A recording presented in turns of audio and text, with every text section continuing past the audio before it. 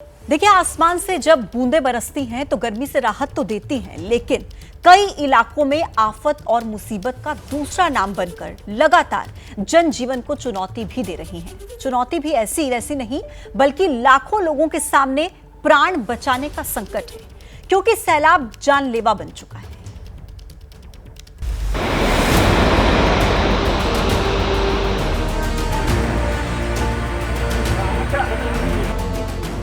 2024 में अगर देश का कोई सूबा सैलाब का सबसे मारक कहर झेल रहा है तो वो है असम।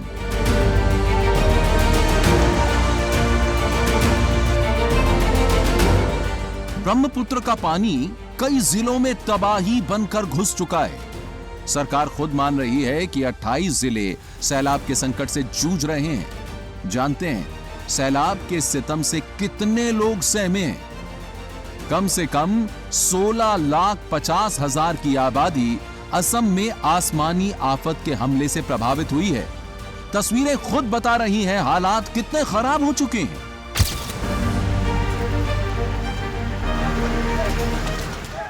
घर के अंदर तो बस इतना होता है, इतना तो होता है।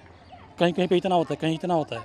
जिसका थोड़ा ऊंचा भीटी है तो थोड़ा कमती होगा, जिसका डाउन में है तो इसका अंदर इतना होता है। मतलब कि सामान वगैरह ये सब अंदर, कोई फ्रिज व्रिज गोदरेज वगैरह सब अंदर रह जाता है। किसी का उठाने डैमेज हो जाता है।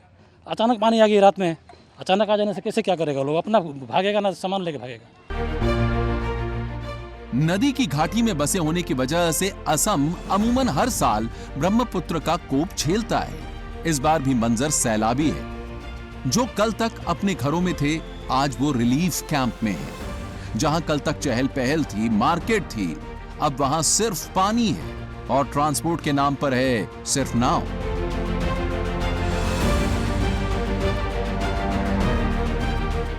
बारपेटा, गोलाघाट, हैलाकांडी, कामरूप और करीमगंज में तो हालात सबसे खराब हैं।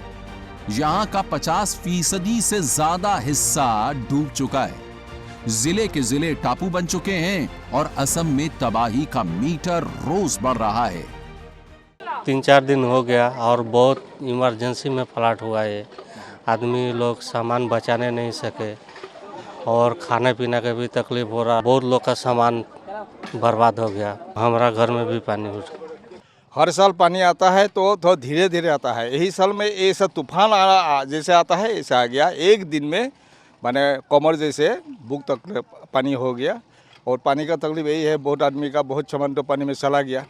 का पानी एक दिन में इतना पानी आ गया तो आदमी लोग को कोई माने धंधा ही नहीं है जब पानी इतना हो जाएगा। बहुत आदमी का बहुत सामान खराब हो गया। एक दिन में इतना पानी हो गया, बहुत तकलीफ हो रहा है। आदमी लोग ऐसा हो रहा है जो आदमी लोग का खाना पीना का चिंता करेगा, ना कोई सामान बचाने के लिए चिंता करेगा, ना कहाँ रहेगा, लड़का बच्चा लेकर कहाँ जाएगा। बहुत सामान तो छोड़ दिया आदमी लोग। इंसान तो इंसान, जानवर भी जून जुलाई की बारिश के आगे लाचार हैं, क्योंकि अब जंगल भी इनका ठिकाना नहीं रहा है। हर ओर पानी ही पानी है, जाएं तो कहां जाएं? 100 सड़कें और 14 पुल क्षतिग्रस्त हो चुके हैं। कनेक्टिविटी को भी बाढ़ ने डिस्टर्ब किया है। असम के पीएम हिमंता बिस्वा शर्मा राज्य में हो रहे विनाश का सर्वेक्षण कर रहे हैं। बाढ़ प्रभावित क्षेत्रों का दौरा कर रहे हैं। मंत्रियों को भी आदेश दिया है कि बाढ़ से त्रस्त आबादी को राहत और मदद पहुंचाई जाए। लेकिन जल कहर का असर नेशनल हेडलाइंस बनी हुई है। ये जो बाढ़ सारा असम में, इसके वजह से लाखों लोगों को काफ़ी नुकसान हुई है। बाढ़ पीड़ित जो लोगों के लिए सरकार की तरफ से, राज्य सरकार की तरफ से सही कदम उठाया गया है और जो भी रिलीफ मटेरियल उनके लिए ज़रूरी है वो भी विशेष रूप से देने के लिए सरकार की तरफ से, जिला प्रशासन की तरफ से कदम उठाए गए हैं। और अगले दिनों में बाढ़ परिस्थिति का एक स्थायी हल निकालने के लिए राज्य सरकार और केंद्रीय सरकार प्रतिबद्ध है। असम सरकार का दावा है कि एक हफ्ते में हालात में सुधार दिखेगा और असम के 29 जिलों को फ्लड अटैक से राहत मिलेगी। हिमंता सरकार के मंत्री भी लगातार दौरे कर रहे हैं। इन दौरों को सैलाब रहा है। पिछले कुछ दिनों में अत्यधिक बारिश के कारण से आसाम के कई जिले और कई गांव और बहुत बड़ी लाखों की तादाद में जनसंख्या इस बाढ़ के कारण से पीड़ित है। मैं सोचता हूं कि मुख्यमंत्री जी अलग क्षेत्रों के में गए, कुछ मंत्री अपने अपने क्षेत्र में गए। मैं भी आपके इस पूरा गांव को देखने के लिए मुझे बताया कि ये बड़ा तगड़ा फ्लड इफेक्टेड है। लगभग 3000 से लेकर 4000 लोग केवल इन टेंट तंबू में रह रहे हैं, जिनके अच्छे मकान सामने हैं, लेकिन पानी के अंदर आ जाने से, कॉलेज अंदर आ जाने से, हॉस्पिटल पानी के अंदर है, स्कूल अंदर है, तो लोगों को जो परेशानी है वो इस डैम बनने से मैक्सिमम लोगों को तो रिलीफ मिल गया कि इस बाढ़ से वो बच गए। लेकिन फिर भी 250-300 परिवार ऐसे हैं जिनको आज भी इसके कारण से पानी की मार सहन करनी पड़ी और परिवार तज है। काजीरंगा नेशनल पार्क में 5 फीट तक पानी जमा हो चुका है। 233 वन शिविर में से करीब 180 पानी हैं।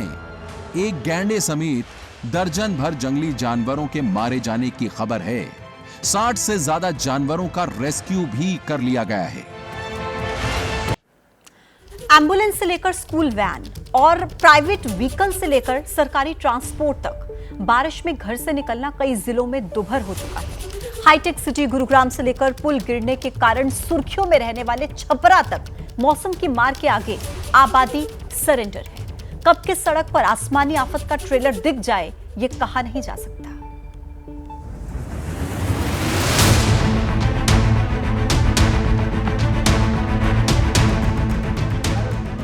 बारिश और सैलाब के आगे जिंदगी के सरेंडर की इससे हॉरर तस्वीर क्या होगी। जिंदगी और मौत के बीच खड़ी रहने वाली एम्बुलेंस खुद मझधार में है, ना आगे बढ़ सकती है ना ही पीछे जा सकती है। जब तक पानी नहीं उतरेगा 1 इंच खिसकने का इस एम्बुलेंस का सामर्थ्य नहीं है। स्वास्थ्य के बाद शिक्षा की ओर चलते हैं। देखिए इस स्कूल बस को, चारों ओर से सैलाब से घिरी है। बच्चों को स्कूल और स्कूल से घर लाने में मदद करने वाली बस खुद मदद की राह देख रही है कि कोई आए और सैलाब से बचाए। स्कूल बस के अंदर बच्चे थे। सैलाब संकट से सामना होते ही चीखने चिल्लाने लगे। पानी बढ़ रहा था, धड़कनें भी बढ़ रही थी। कुछ देर बाद नगर निगम के ट्रैक्टर की मदद से बच्चों का रेस्क्यू किया गया। भैया क्या नाम है आपका? मेरा नाम नरेंद्र अदाना। नरेंद्र जी, अंदर पास में अभी बस फंसी हुई थी। जी सर। किस स्कूल की बस थी?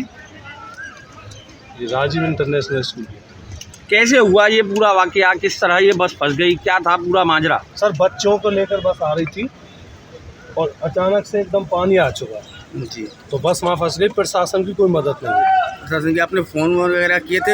एक्चुअली सर हमने कंधे पे बैठ के बच्चे निकाले आपके सामने जी। एक बच्चे को कंधे पे बैठ के ट्रैक्टर में बैठाया है। कितने बच्चे थे अंदर? अंदर कम से कम बच्चे थे 10 या 12 के। 10-12 बच्चे थे। अध्यापक भी थे कोई? 3 अध्यापक थे सर।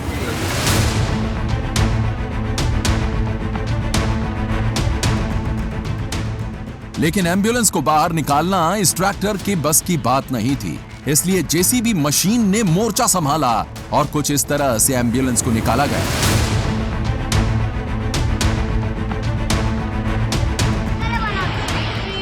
रेस्क्यू की यह हैरत अंगेज वीडियो सोशल मीडिया पर तेजी से वायरल हो रही है। वीडियो पश्चिम बंगाल के कलिंगपोंग की है। 2 जुलाई को कई स्कूली बच्चों की जान पर बनाई जब पहाड़ी नदी की तेज धार में यह स्कूली वाहन फंस गया। प्रचंड वेग ने स्कूली वाहन को ऐसे जकड़ा कि ड्राइवर भी खौफजदा हो गया। बच्चे रोने लगे, अनहोनी का डर सताने लगा। लेकिन स्थानीय लोगों की सूझबूझ और साहस से अनहोनी टली और बच्चों का रेस्क्यू किया गया।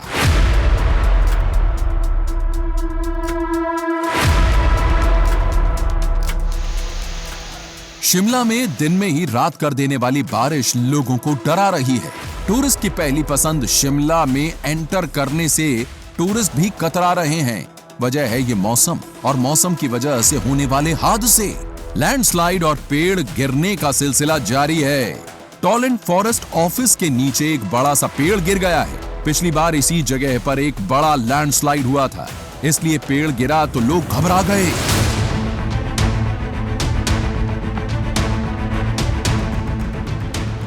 चमोली पुलिस की ओर से जारी किए गए इस वीडियो को देखिए। बद्रीनाथ नेशनल हाईवे ब्लॉक है क्योंकि लैंडस्लाइड से गिरा मलबा यहां ट्रैफिक में रोड़ा बनकर चुनौती दे रहा है। सड़क पर चट्टान को चीरती धार देखकर लग रहा है जैसे अचानक कहीं झरना फूट पड़ा है। तो देखा आपने किस तरीके से बारिश की मार झेल रहे हैं पूरे भारत के कई इलाके, जहां पर लोग परेशान हैं, आवाजाही बाधित है और लोग बहुत ज्यादा दिक्कतों भरा जीवन जीने को मजबूर हैं, प्रभावित हो रहे हैं। अब उत्तराखंड के उत्तरकाशी से एक बड़ा अपडेट आपको दे। भारी बारिश के कारण गंगोत्री नेशनल हाईवे पर लैंडस्लाइड हुआ है। धरासू और नालू पानी के बीच में लैंडस्लाइड की खबर है। लैंडस्लाइड के कारण नेशनल हाईवे पर जाम लग गया। तो किस तरीके से बारिश की वजह से हालात खराब हो रहे हैं उत्तराखंड के उत्तरकाशी से जो तस्वीरें सामने आई हैं, देखिए। भारी बारिश और उसकी वजह से गंगोत्री नेशनल हाईवे पर लैंडस्लाइड हुआ। धरासू और नालू पानी के बीच में लैंडस्लाइड होने की खबर है। नेशनल हाईवे पर पूरे जाम की स्थिति, आवाजाही बाधित। तस्वीर आपके सामने। भारी बारिश से गंगोत्री नेशनल हाईवे पर लैंडस्लाइड और आने जाने का रास्ता पूरे तरीके से वहां पर बाधित हो चुका है नेशनल हाईवे, जिस पर जाम की स्थिति फिलहाल देखने को मिल रही है क्योंकि लैंडस्लाइड की वजह से रास्ता ब्लॉक हो चुका है। उत्तराखंड के उत्तरकाशी से ये बड़ी खबर तस्वीरों के साथ आपके सामने। अब देखिए, उत्तराखंड के रुद्रप्रयाग में कल रात बारिश आफत बनकर बरसी। बारिश की वजह से सुरंग का हिस्सा ढह गया। सुरंग के बीच में एक बड़ा छेद भी हो गया। फिलहाल इस रास्ते में केदारनाथ धाम जाने वाले वाहनों की आवाजाही बंद की गई है। तो ये सुरंग जिसके बीच एक बड़ा सा छेद, बारिश की वजह से एक हिस्सा सुरंग का ढह गया। और रुद्रप्रयाग की ये तस्वीर है जहां पर बीते रात बारिश किस तरीके से आफत बनकर बरसी है, उसकी तस्वीर आपके सामने। केदारनाथ धाम जाने वाले जो वाहन हैं उनकी आवाजाही जिस रास्ते से हुआ करती थी, ये वही रास्ता है और इस रास्ते को फिलहाल के लिए बंद कर दिया गया है एहतियात के तौर पर। तस्वीर देखिए, सुरंग का बड़ा सा हिस्सा ढह जाने की वजह से एक बड़ा सा छेद यहाँ पर, और किसी तरीके की कोई घटना हादसा ना हो उसकी वजह से आवाजाही के लिए जो रास्ता है वो बंद कर दिया गया है। आइए आगे बढ़ेंगे और आपको बताएं कि बिहार के रोहतास में मूसलाधार बारिश के बाद वाटरफॉल में पानी की तेज धारा बहने लगी और इसको देखकर वहां पर जो लोग मौजूद थे वो घबरा गए। स्थान को खाली कर दिया उन्होंने। अचानक से आए पानी से लोग सहम गए। ये देखिए तस्वीर, रोहतास बिहार की तस्वीर है। मूसलाधार बारिश थी और उसके बाद वाटरफॉल में पानी में अचानक से तेज धारा बहने लगी और जो लोग वहां पर मौजूद थे उस वक्त वो अचानक से डर गए पानी के तेज बहाव से और फिर वो वहां से निकलने लगे। लेकिन जिस तरीके से लोगों ने उस स्थान को खाली किया, डर कर, घबरा कर, क्योंकि एकदम से इस वाटरफॉल से तेज धारा में पानी बहने लगा। और ये देखिए बच्चा आपको इस तस्वीर में नजर आ रहा होगा। लोगों की मौजूदगी वहाँ पर थी, लेकिन अचानक से जब बारिश के बाद इस तरीके के हालात बने कि वाटरफॉल में पानी तेजी के साथ बहने लगा तो लोग डर गए और फिर उसके बाद यहाँ से इस जगह को खाली करने लगे। रोहतास बिहार की तस्वीर है। देखिए बारिश की वजह से लगातार जो है मुश्किलें बढ़ रही हैं और ये वाटरफॉल है जहाँ पर लोग देखने के लिए से पहुँचते हैं, पर्यटक पहुँचते हैं, लेकिन जब वो वहाँ पर मौजूद थे उस वक्त तेज पानी का बहाव इस वाटरफॉल से और लोगों ने फिर इस जगह को खाली करना शुरू किया। अब देखिए यूपी के बरेली में बरेली कच्चा पुल बरसात के पानी के तेज बहाव में बह गया और इसकी वजह से दर्जनों गांव के लोगों का रास्ता बंद हो गया। 4 महीने पहले ही हालांकि ये पुल बना था, लेकिन किस तरीके से ये पुल पानी में बह गया, तस्वीर देख लीजिए। नौहटा स्थित महादेव खो में पानी अचानक से घुसा और किस तरीके से फिर लोगों के लिए परेशानी का सबब बना। 4 महीने पहले ये पुल बनकर तैयार हुआ था, ऐसे में सवाल भी उठ रहे हैं। बरेली कच्चा पुल यूपी के बरेली में तेज बहाव में ये बह गया और दर्जनों गांव के लोगों के लिए रास्ता बंद हो गया। जहां से आवाजाही होती थी, संपर्क मार्ग था, लेकिन रास्ता अचानक से बंद हो गया और 4 महीने पहले ही ये पुल बनकर तैयार हुआ था।